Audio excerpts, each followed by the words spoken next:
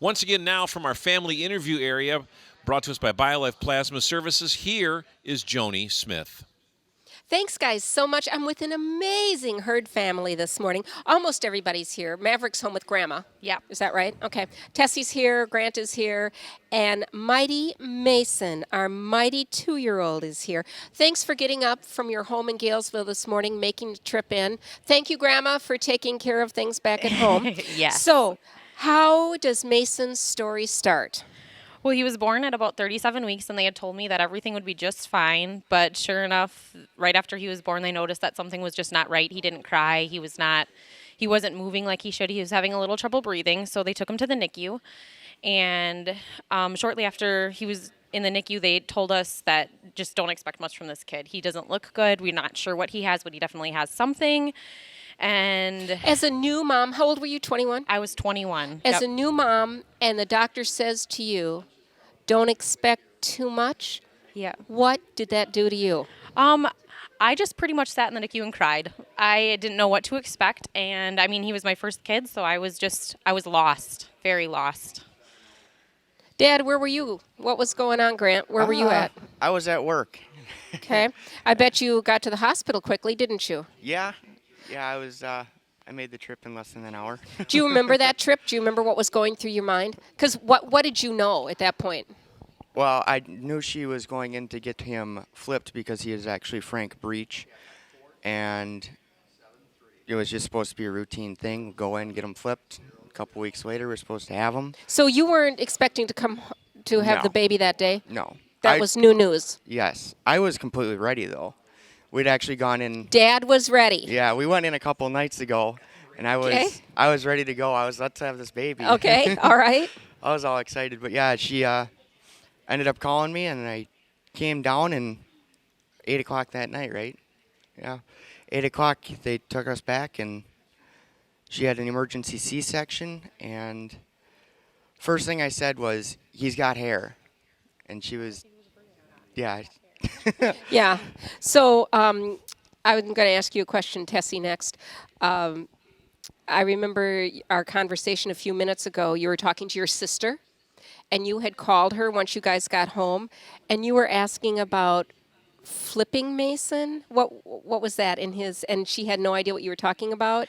Oh, well, after I had Maverick, I was so used to having a baby with low muscle tone that I had been asking. I called her up, and I was just like, "Hey, Heidi, how often do I have to flip the baby and make sure he doesn't get torticollis or flat head?" And she was just like, "What are you talking about?" And then I realized, you know what? Yeah, apparently this is not a normal thing to be flipping a baby. It's your new normal. It's the new normal that you had. Yes. So some of these questions as a new mom are questions that other moms have not even thought about. Yes. Because the things that you've had to go through. I feel like I'm a first-time mom all over again with my second one. You know, also in our conversation a couple minutes ago, we were all having a little breakfast. And we were having, McDonald's brought some nice sandwiches and things. And I said, "Oh, what's Mason having for breakfast?" I had no idea that you have to limit. Tell us about his feeding habits and how you have to limit his food intake. Well, due to his Prader-Willi syndrome, as he gets older, he'll have a feeling of chronic hunger. And coupled with that is a lower metabolism. So at this point in his life, we try to very much limit carbs and processed foods. He's very much onto a strict diet of mostly vegetables, proteins, some fruits. But for the most part, it's very limited. So nutrition is something that you had to learn. Oh, yeah. To relearn. Yep. What are some of the other things that you came home and we were talking about how we've learned so many new things with Mason. What are some of the other things that were not routine? We actually got sent home on the NG tube. And I think that was the biggest learning curve for me was that before we left, they made me place the NG tube down his nose and throat and into his stomach. And that was the most scary thing for me to do. But it worked out well because, by the time we got home, it was less than 2 hours later, and he had already misplaced it, and I had to replace the feeding tube. And being a new mom and learning feeding tubes and stuff, it just ended up being our new normal. And I knew how to I could whip it up with one hand and hook the NG tube up and get it all going. So, are you worried if you guys go out on date night or do something like that? Are you worried about leaving the boys? Yes. Are you? What goes through your mind? Lots of times I worry because, if we don't get home in time to do his growth hormone shot, It's, He has to have a shot? yes, every night he takes a nightly shot of growth hormone. And how does that go? He doesn't mind it at all. Lots of times he laughed. He does have a higher pain tolerance with his Prader-Willi syndrome, so he tends to just brush it off. Sometimes he'll laugh. Sometimes he'll go ow and rub it and then laugh. He just thinks it's all a big joke. So getting ready this morning, and probably not an early bird. No. Okay. He loves his sleep. He's definitely a big sleeper. He is so adorable right now. He's looking right at me thinking, you're telling my story. And we are so happy that you're sharing this story because what's happening here is we're here to raise some money Yes. for Children's Miracle Network Hospital. And so what we're going to do is we're going to ask people to pick up the phone and call. It's 781-1477.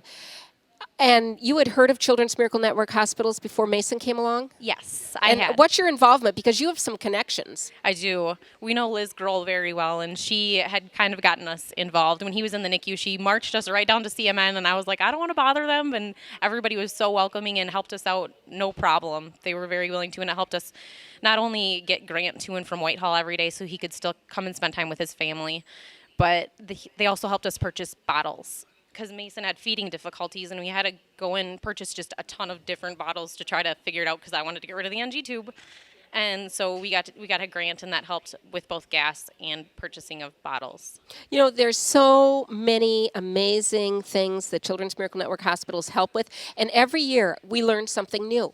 I didn't know about the bottles. Yes. You know, I mean, and these issues that come up. So when people call and make their donations, it's things like that. So if somebody is sitting on the fence and they're trying to decide, should I pick up the phone and call them at 781-1477, what would you say to them? Definitely, even if it's just a small amount, just a little bit. I mean, just bottles. Something as simple as bottles, things that we didn't think we would have to worry about, was just. It all of a sudden just turned to a different thing where we were more concerned about how we were going to afford bottles, how we were going to afford to get Grant to and from Whitehall every day to try to come to the NICU, because we didn't plan on Prader-Willi syndrome. We didn't plan on a NICU stay. We had made it past 37 weeks, and that's the magic number. Did you hear that? That's a phone ringing right now. Perfect. See what you guys are doing? That is amazing. You know, coming in and sharing your story, we're going to be calling you and calling you again to come back because, you know what, it is so important. It is so important. And we've already had 3 calls that have come in since you've been. Wow. And what we'd like to do, let's just pull it right out of our hat. Let's do 3 more calls while we're having conversation. Should we do that? Yes. Okay, so 781-1477 or 1-800-853-6889. We're in the family interview area. Bioplasma Life is helping us out with that. Carey Heating and Air Conditioning is our daily sponsor today. Jen works at Carey Heating, and they have been so supportive all these years. And that's what happens. We get the community involved, and they want to come back every single year to help us with that. So, what's going to happen when you go home this afternoon? Do you work outside the home? I do not work outside the home. After Mason's diagnosis, it was just getting to be too much. He has a lot of appointments and a lot of different things going on with therapies and stuff, so it was just not feasible for us to work outside the home. So you went, there's another call. So you went from a 2-income household down to a 1-income household. All right, Grant, so you get up and go to work each day. What does that feel like? Is it a little bit, what's it feel like to leave the house every day? Are you okay with that? Yeah, it's a lot easier now. It was pretty rough when he was first born and stuff, but yeah, it's easy. It makes it easier knowing I'm providing for my family and stuff, but Mason is a very busy guy. oh, very And busy. we've been watching this over here and with playing. And Tessie, we were talking a few minutes ago about following him around and picking up, and it's just not feasible, is it? You just No. let him play with their toys. Yes. Because you're a very orderly person, I can see that. And sometimes we just let them do what they're going to do. Yes. And it Yes. took a while to learn that, huh? You can only clean up toy bins so many times. That's right. That's right. And, you know, I just think it's remarkable, too. You were talking about the support not only of the Children's Miracle Network hospitals, but of your family. You have a lot of Yes. family. You don't even want to ask that question. What would you do without them? I have no idea. I'd be so lost. I mean, my sisters step up and help me whenever lots of times it's hard to go to appointments with two kids. I mean, he just turned 2, so I had 2 under 2 for a while. And my little sister was more than willing to go to appointments with me and sit with him. And my other sister learned how to give growth hormone shots when I did have Maverick. And You know, being a new mom and having little ones, just trying to get them into the car seats, that's enough right there. Yes. But look at the other challenges that you have. just getting ready to leave the house in the morning? He had a little reverse K walker for a while. And so not only was I lugging 2 kids around, but I was lugging a reverse K walker around. What is that? I don't know what that is. It's just a walker that he pulls behind him to learn how to walk. Does it help with stability? Yes. Okay. Yep. He obviously doesn't need buddy. it anymore. He's all over the place. Yeah, I can see. And the development. So what's the future? The future is with Prader-Willi syndrome. Lots of times people end up locking fridges, cabinets, different things like that because their kids tend to try to go and steal food because of the chronic hunger issues. So we will end up probably locking some of that stuff up. And then there's his low muscle tone will always come into play. He won't get rid of that. That's a pretty common misunderstanding that the low muscle tone just eventually disappears. How does that feel as a mom if they want a treat or a snack and he can't have it? What does that do to you? It's very hard. It's very hard to try to adjust to, if we're all out, going out to eat, it's hard to find places that actually have Mason-friendly food. Lots of places don't carry things that are not fried, yeah, and it makes life a little bit more difficult. We're getting there. We want a couple more calls at 781-1477. Our goal is to just get 2 more calls. You guys are doing great. Perfect. You're doing great because people are picking up the phone and they're giving us a call to the Children's Miracle Network hospitals. And we have our phone bank ready here for Blood Center of Wisconsin is our sponsor again this year. We have a lot of Gunderson Medical folks up there from the foundation, and they're talking and answering the phones and making sure. What we want to do is make these phones ring because we have Dr. Tom and Dr. Jean up there. And we have Debbie Croner up there. I just see them up. It's the first time I've looked up to the top row. And we want to make sure that they know how to do this when you call in with their pledges. They were a little nervous about using the new software. So we want Dr. Tom to get out of his comfort zone and to put that on. And he is just hoping he's ready to go. I know you can do it, Dr. Tom. 781-1477. I was listening to them get instructions because it's new software this year when you call in your pledge. And I know they can do it. I know each and every one of them can do it. They're a little, okay, now how does this work this year? But we can handle it. If you can pick up the phone and call us, we can take your pledge. 781-1477. We just need 2 more calls in this section. I know we can do it. You're getting ready to start your day. So, you know what? Trying to make a decision to do this or not, what would you say to them? Please. To help other families like us. We were young. Grant had just started a new job.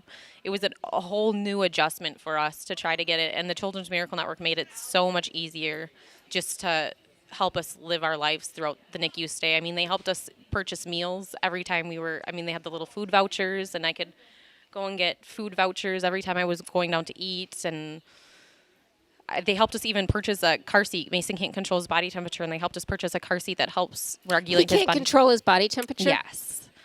He has a hard time. So things like in the winter it's hard, and in the summer obviously he has a lot more issues in the summer than the winter with just overheating very, very easily. And they helped us purchase a car seat that what does a car seat do? How does that technology work? I'm not exactly sure. It's something with the fabric and what they have in the fabric. Wow. But it helps him stay cool. And with his low muscle tone, it was a very difficult thing to try to find a car seat that would support him and try to afford a car seat with that much stuff going on. And Children's Miracle Network even helped us purchase a car seat to keep him safe. There you go. Just another reason to pick up the phone and call. You guys, thank you so much for making the trip in today. I can't thank you enough. I know it turns your house upside down doing something like this, and we appreciate it. And Grant, you got to go back to work. You better go do that. Yep. All right, you guys, thank you so much. 781-1477. That's our number to call. It's the 2016 Children's Miracle Network Radiothon, a service of the La Crosse Radio Group.